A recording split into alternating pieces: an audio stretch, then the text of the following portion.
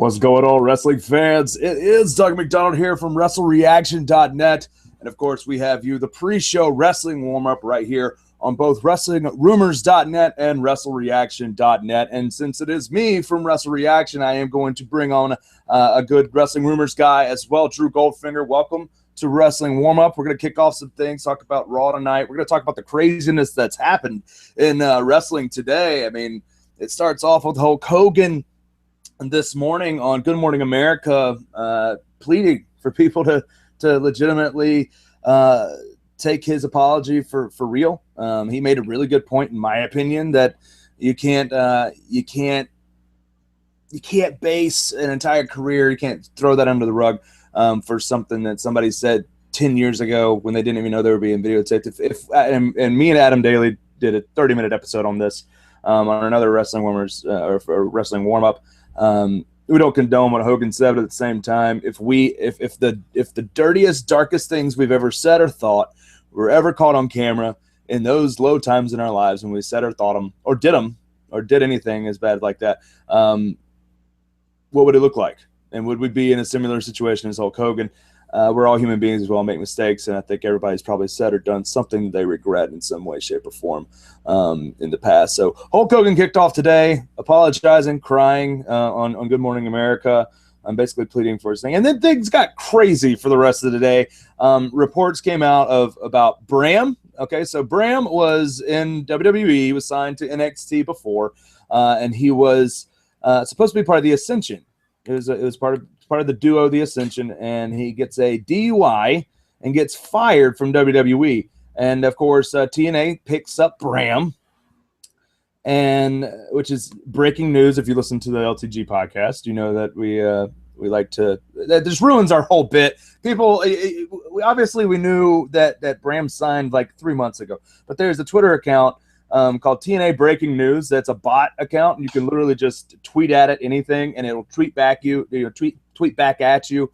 Breaking news: Bram has re-signed with TNA, and they were doing a bunch of little funny tweets with Bram. So every episode of the LTG podcast, Living the Gimmick, which we do every single Wednesday here on WrestleReaction.net, me and myself and John Alba, we like to continue the joke of Bram has signed with TNA. Well, now Bram is suspended indefinitely and will probably be released from TNA because he was arrested for felony charges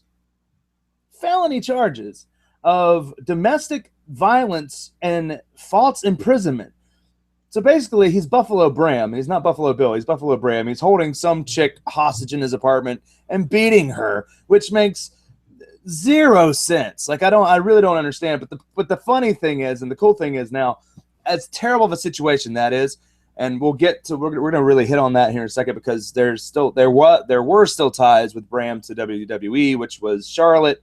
Apparently, there's been a secret divorce there that's happened underneath the radar that nobody knew about. Now that they're not even together anymore, even though they were married. Holy crap, Bram going to jail probably for a long time. And no longer with TNA. And now the icing on this cake is now if you tweet at TNA Breaking News, they will say, in other news, the Wolves have signed a multi-year deal with TNA, which is hilarious. Now it's all going to be about the Wolves with arms wide open. It's going to be fun. Can't wait to see what they do there. On top of the Bram situation, on top of the Hulk Hogan situation, Zara, if you will, the chick that Seth Rollins was sending dick pics to and then started dating once his fiance broke up with him, she's fired from WWE after she just made her debut as Solomon Crow's sister this past weekend at NXT Live events. So Zara, who's this tatted up chick, really good looking, she is what she is. But WWE could not allow her to stay in the company after all the racist comments that she's made over the last 3 years on her Instagram and Twitter accounts. Everybody wants to talk about it being that she was released because of a Nazi symbol that she had in an Instagram picture or whatever. That's not all of it, because she made a lot of racial comments towards the African-American community and the Black community way before any of this. We're talking 2 years ago, 3 years ago.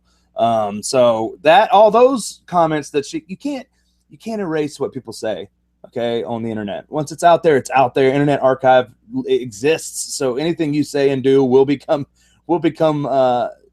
broadened into the light, if you will, to be brought back out for everybody to look at. And if you have that kind of dirt sticking up, I mean, look at Lana. You can find nude pictures of Lana everywhere, even though she's still under contract. And yet they won't give China an invitation to the Hall of Fame because she's done porn.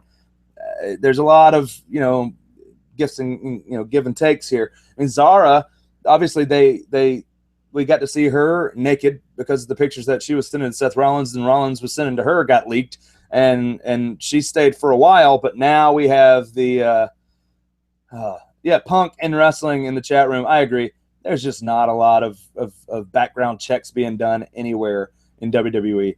Zara's had this issue. I mean, we're talking 3 years ago. These racist tweets, racist comments that she made, all those things happening there.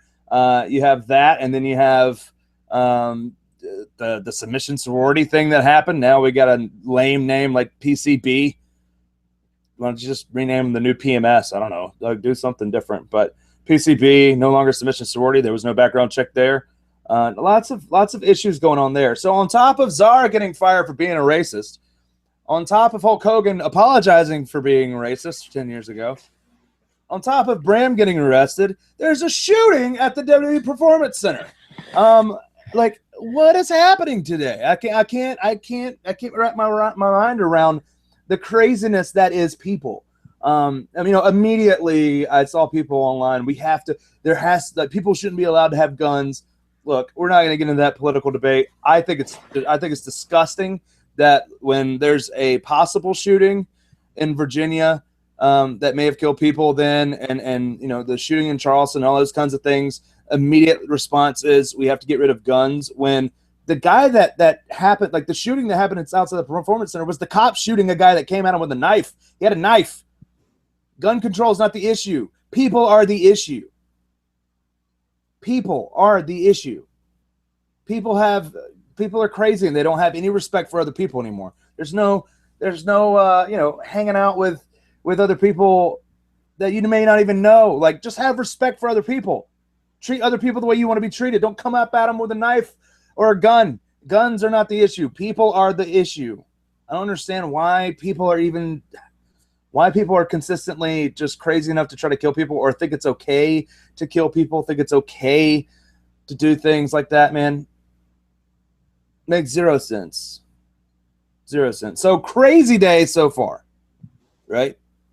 That's not even obviously we'll talk about, we'll get in depth with all those things that I just talked about. But Drew, what the crap?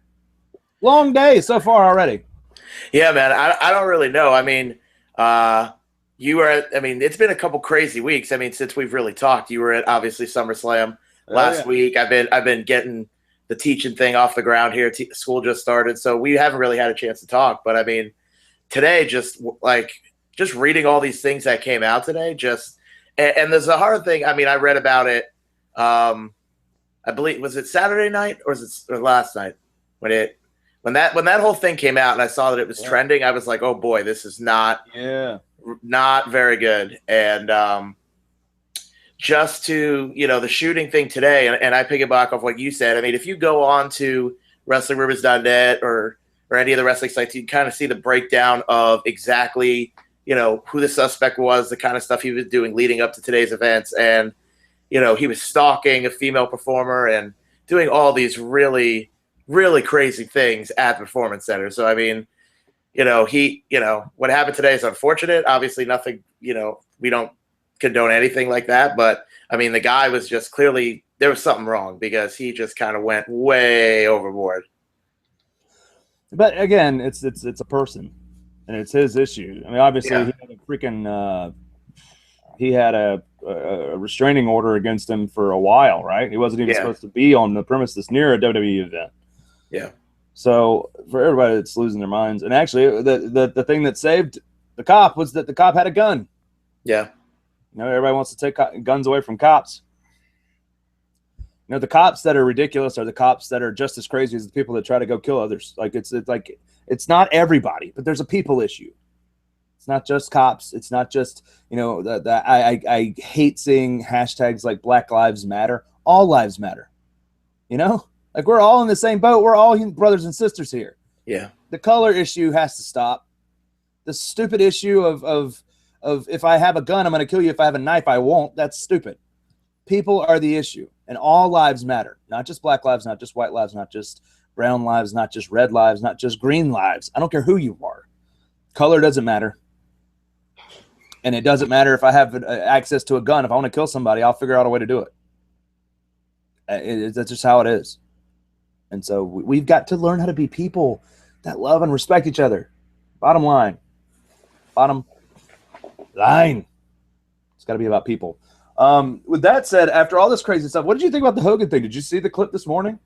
I read about it. I didn't really. I mean, I was at school, so I didn't really have time this morning to kind of look at it. FYI, Drew's a teacher.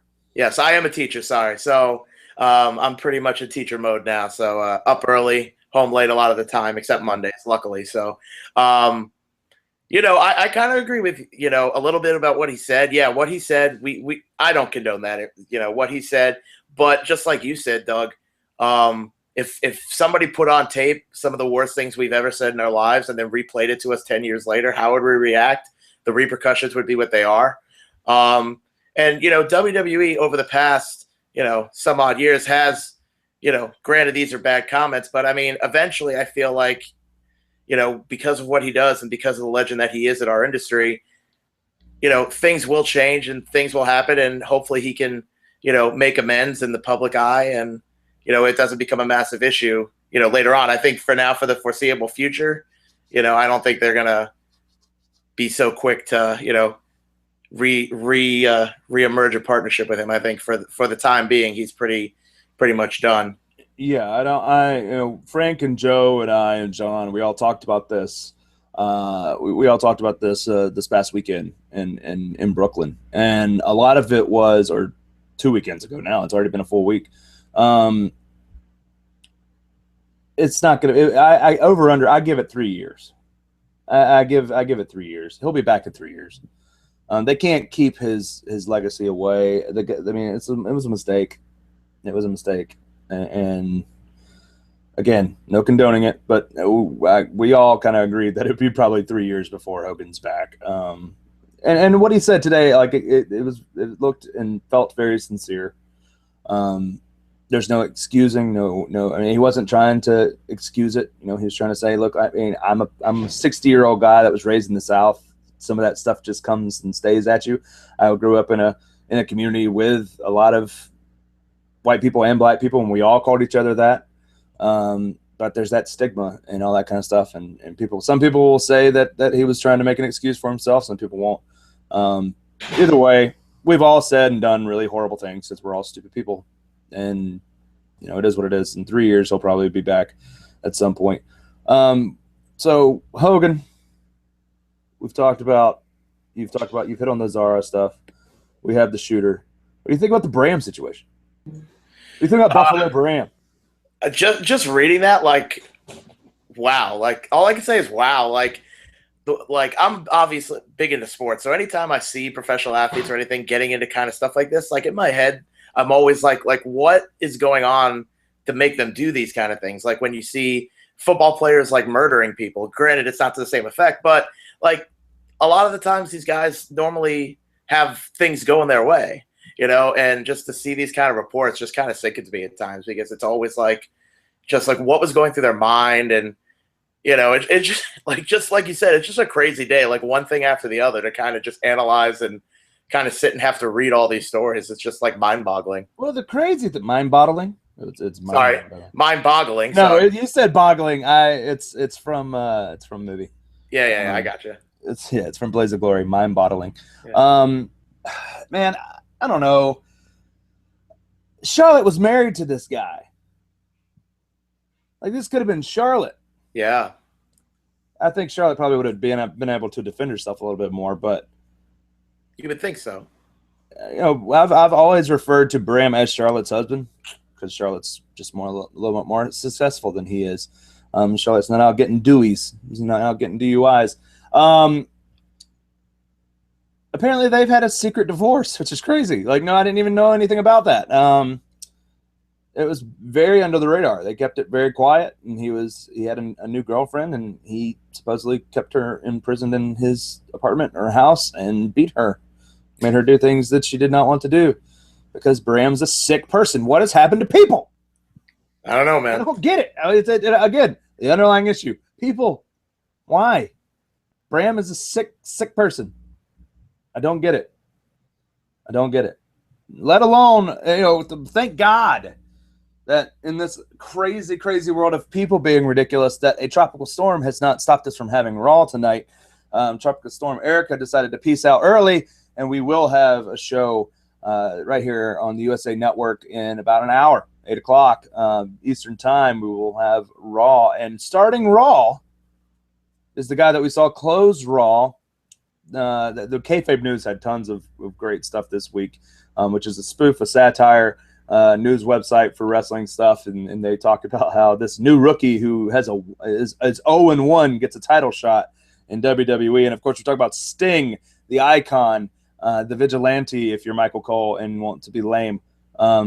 Sting has arrived for the second time, and this time he's going after Rollins' title. And he's going to start Raw tonight, which I thought was pretty cool. When WWE announced that Sting would be on Raw and he'll be opening the show, I thought it was nice that Seth Rollins tweeted right back at WWE for announcing that and said, "Oh, well, look who decided to grow a spine."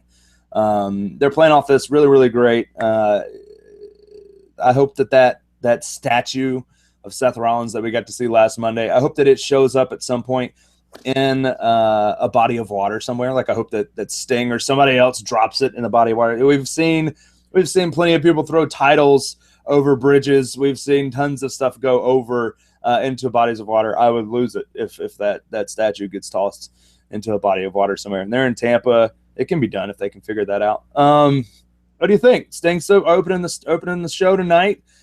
Should be at Epic Promo. Should have Seth Rollins come out. What do you think? I mean, the way they went off the air was pretty crazy last week. I mean, last week's show was just nuts in itself, in my opinion. But anyway, Sting coming up, opening Raw. I live in Florida, so I was hoping there was no tropical storm. Because anytime Raw is not on the air, that is not good for any of us.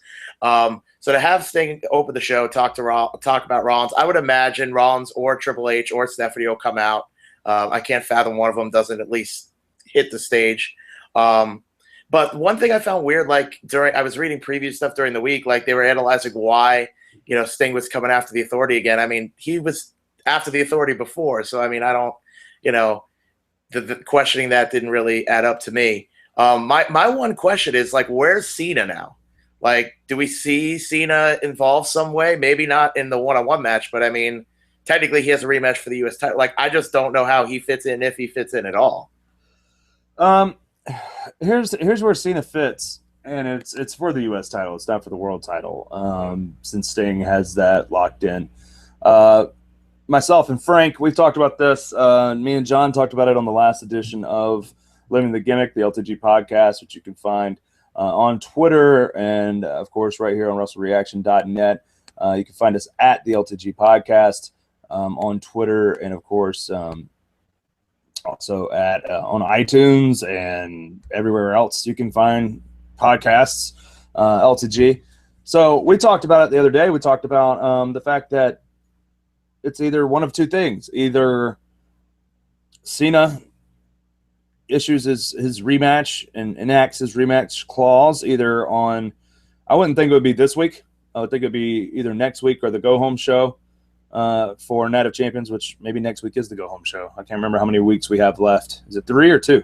It's on the 20th, so I want to say we have 3 weeks. 3 weeks, yeah. 3 weeks. So either next week or the go-home show. I would say Cena gets a rematch on Raw, and Sting provides a distraction, which allows Cena to get the United States Championship back from Rollins, and then it's just Rollins with the WWE Championship going into the Night of Champions. That's one way, and probably the most logical way that they'll set up the matches. But at the same time, if I'm booking, and I said this on the podcast, if I'm booking it, excellent way to make Rollins a bitter, and I would love to see Rollins hold on to this title all the way to WrestleMania, and we get a Shield triple threat somehow for the title.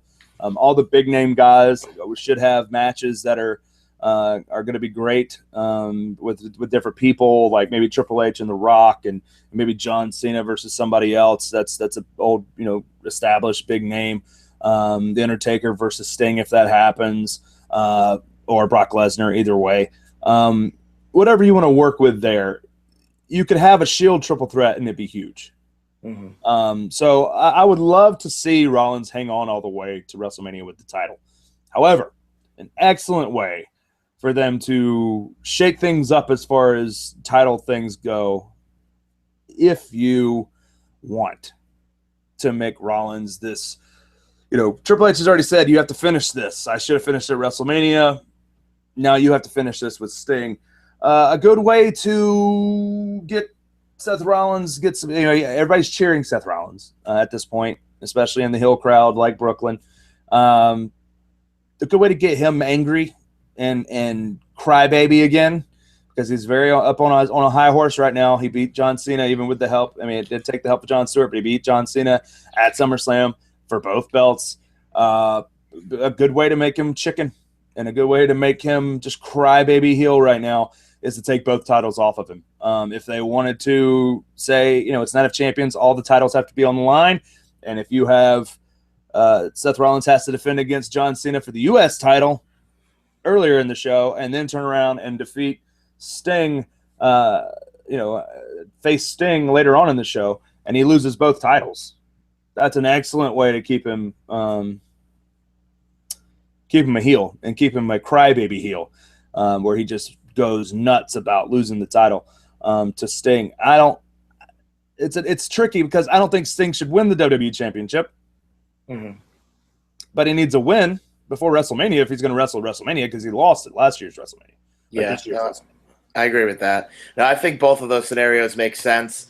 Kane is lurking around somewhere, so I have a really bad feeling we're just going to see Kane at some point with Rollins.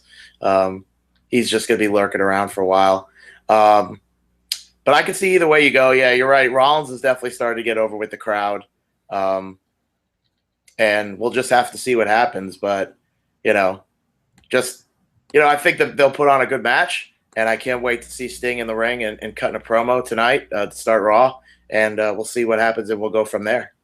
Absolutely, and it's going to be a good show. At least the first segment should be really good. I've liked the way they booked Raw lately.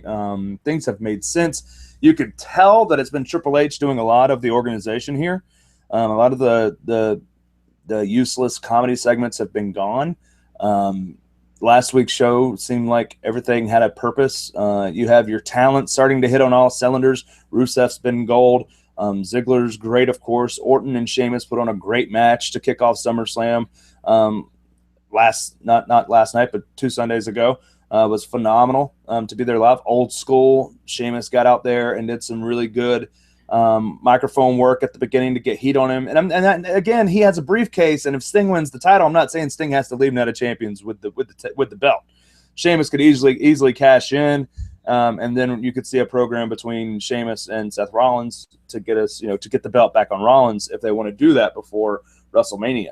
I don't know. I really like all the different possibilities. I've liked the way that wrestling has made me think lately, because predicting SummerSlam was hard as crap. Outside of it, we knew the New Day was going to win, period. That was set up for that period. But everything else was very 50-50. And I like that in wrestling. When you have to guess what's coming, like you don't really know, I love it. I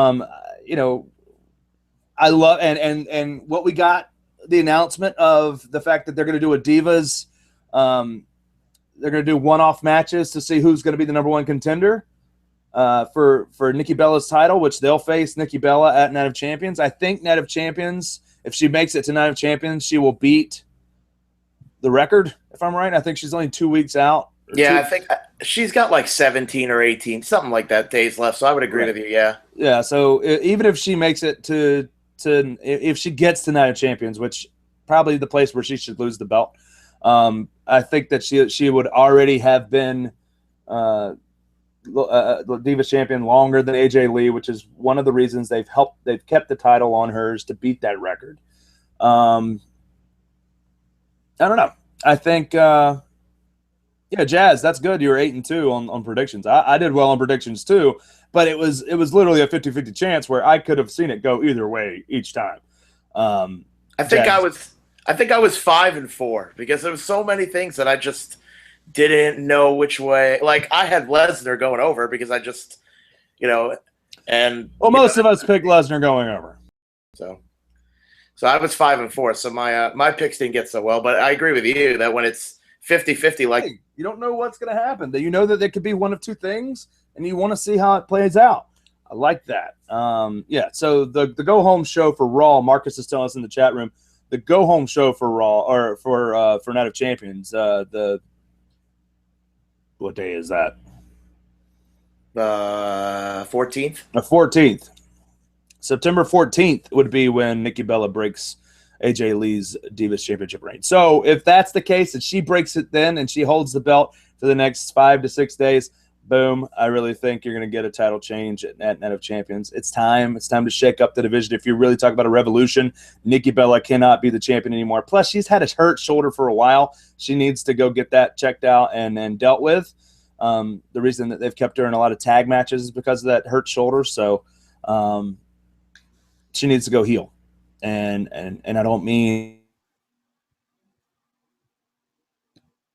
that injury. So with that said, it's either going to be Sasha Banks or Charlotte, in my opinion. Yeah. You've got singles matches between Team PCB and Team Bad. And somebody asked in the chat room earlier, what do we think about the Divas Revolution seemingly flopping? It's not that it's flopped. It's that it's stalled almost as quick as it began. And it's stalled because you kept seeing team matches. Yeah. Here's this tag team versus this tag team versus this tag team versus this tag team of these three member team factions, of these stables of women, these three women teams. You can't have those teams just going after it over and over and over and over again, or else it's just going to be lame. It's going to be the same old stuff over and over and over again.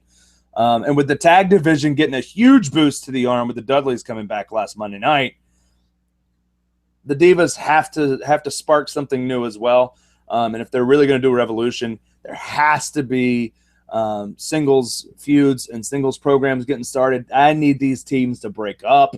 I need, outside of the Bellas sticking together because they're the Bellas. Outside of Team Bad, if you want to keep Tamina and Naomi together, that's fine.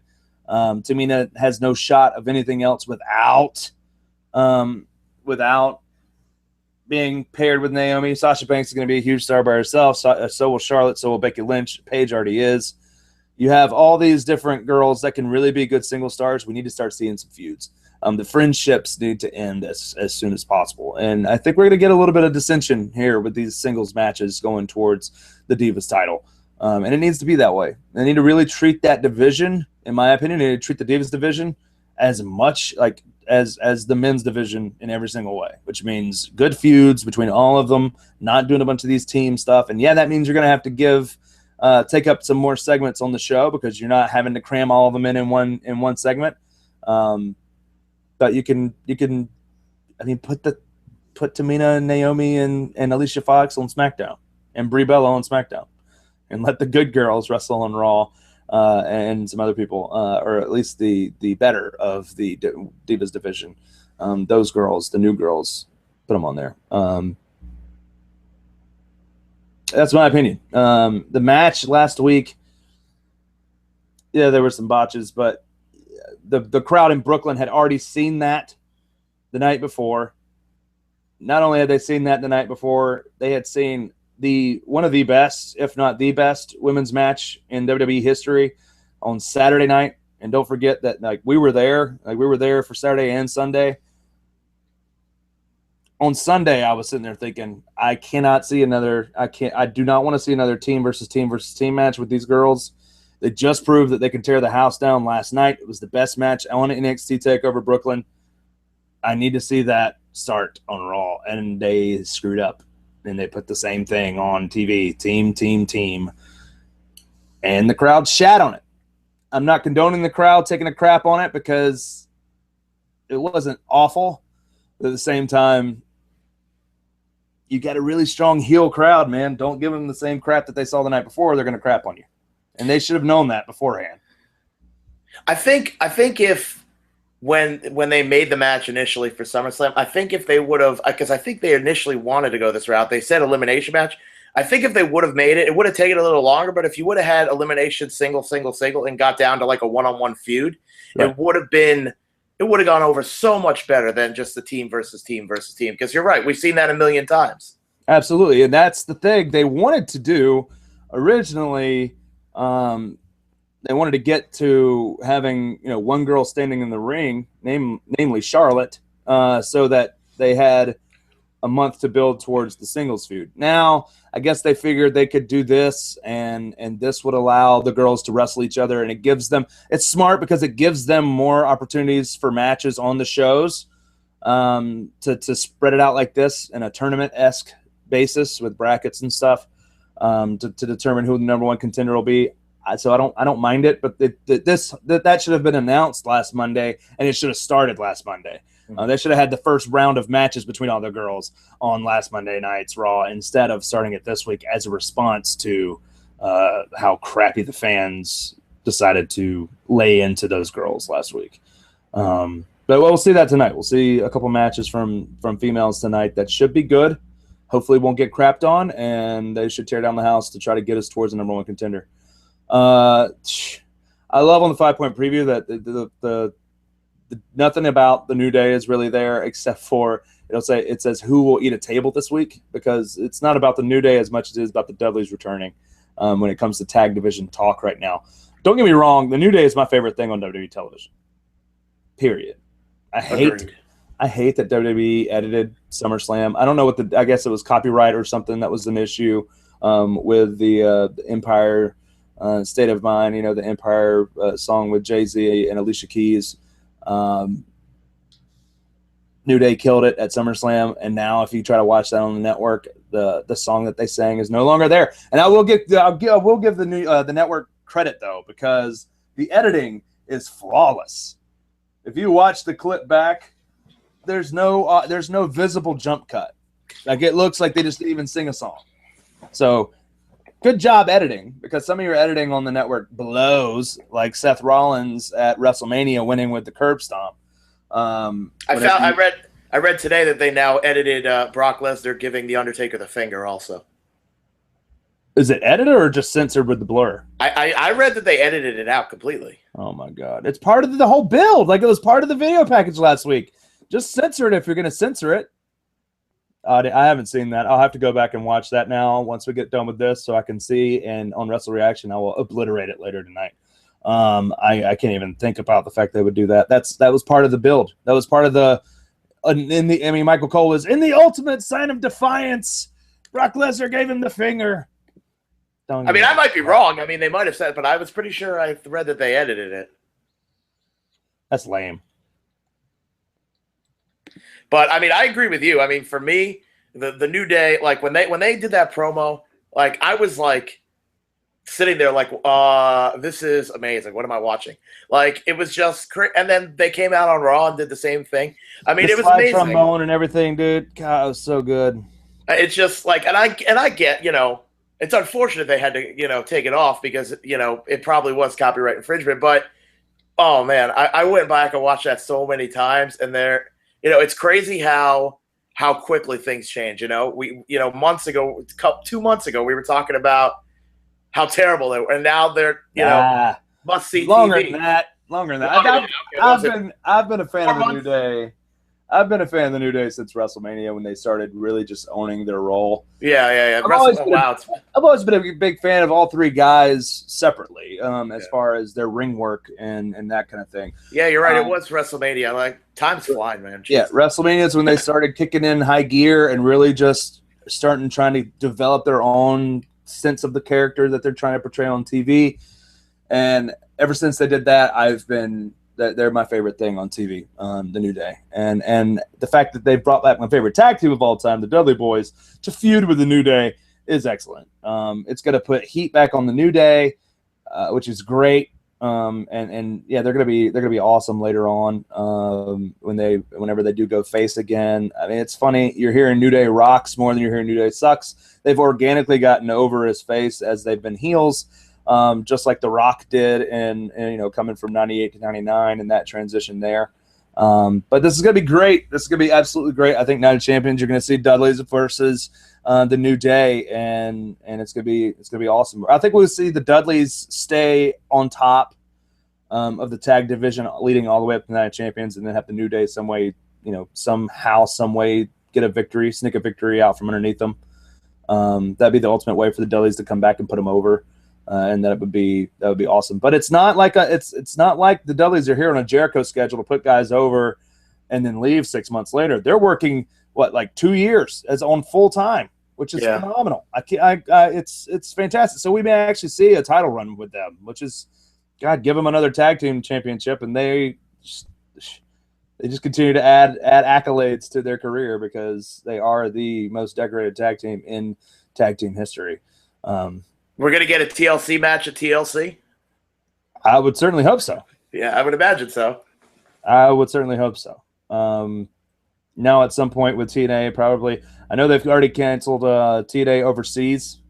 Destination America has already canceled that. So if they do wind up canceling tomorrow, since tomorrow is September 1st, if they go ahead and cancel Impact on domestic television, and Impact has to find domestic TV after that,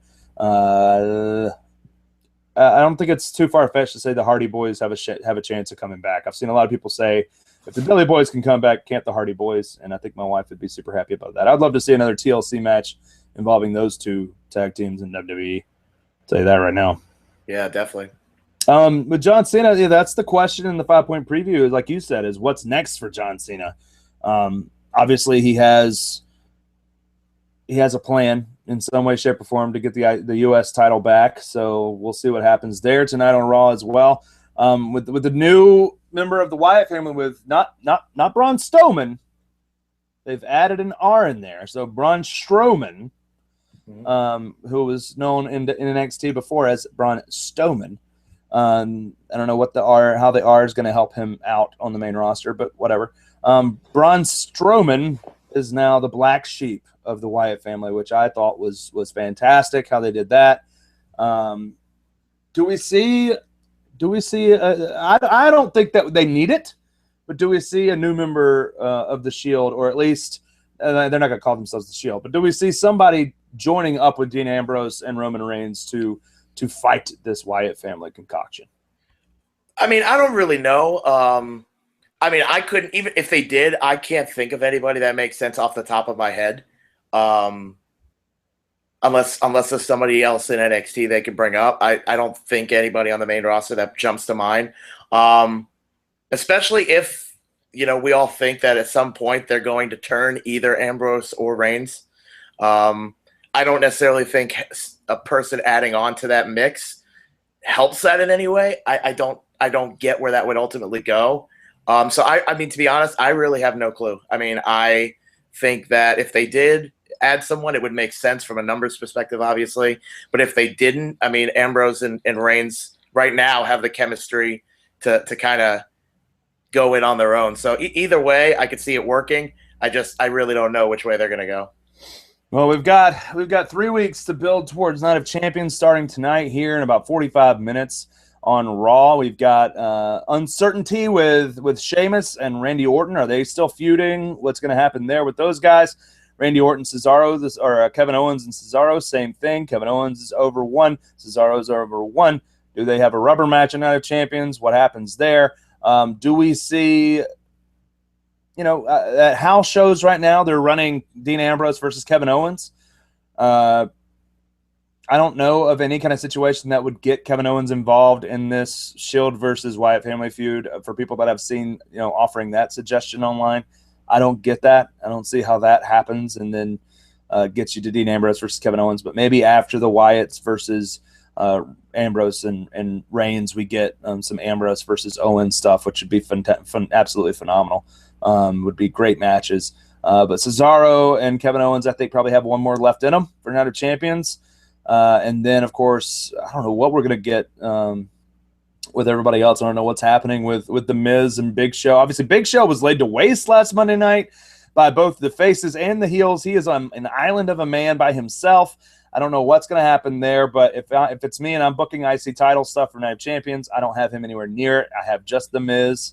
I have Miz versus Ryback or Kevin Owens versus Ryback. Something different, something to, if it's me, I have the Miz go over and win the title at Night of Champions. I had Miz winning at SummerSlam. But so did I, because first of all, I didn't know if Ryback was even 100%. Obviously, he came back, but I didn't even know if he was 100% from his injury. Right. So I had the Miz going over as well. He's been injured, but I don't know. Ryback seems like he's over with the fans, but is it just because of who he's up against? Is what it just doesn't do anything for me. The current, Miz is great with the crowd. It just doesn't do anything for me. Ryback with the IC title against either Miz or Big Show. So I'd like to see something fresh myself. Here's the thing. You put Ryback versus Kevin Owens, everybody's cheering Kevin Owens. Yeah, definitely.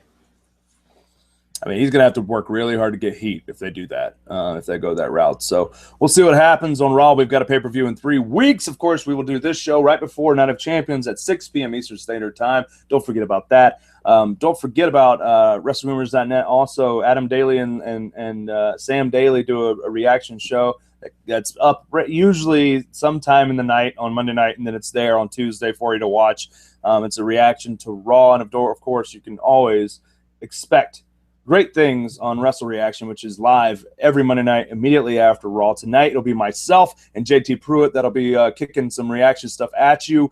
Frank Manzo, if he gets home in time, will obviously be joining us, but he's got a long day at work today. It'll probably just be me. Maybe John Alba comes on there, but me and JT, we're going to give you the reaction that you need, the reaction that you deserve, the reaction that you desire immediately after Raw. Don't forget, you can follow Drew Goldfinger at NY Jets Rule 71587. He is a teacher, and that is his wrestling account. Enjoy that. It's good stuff. He's a good guy. And I thank you and appreciate you joining me this evening. You can follow me at Doug O'Mac. You can follow myself and John Alba's podcast that you have all been listening to on WrestleReaction.net, Living the Gimmick, the LTG podcast. You follow us at the LTG podcast on Twitter as well.